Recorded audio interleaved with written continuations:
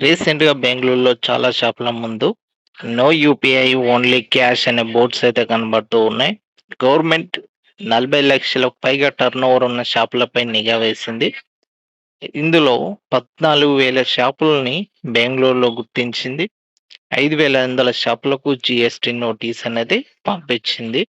40,00,000లకు పైగా annual turnover ఉన్నా కూడా జీఎస్టీ ఎందుకు తీసుకోలేదని క్వెషన్ చేసింది.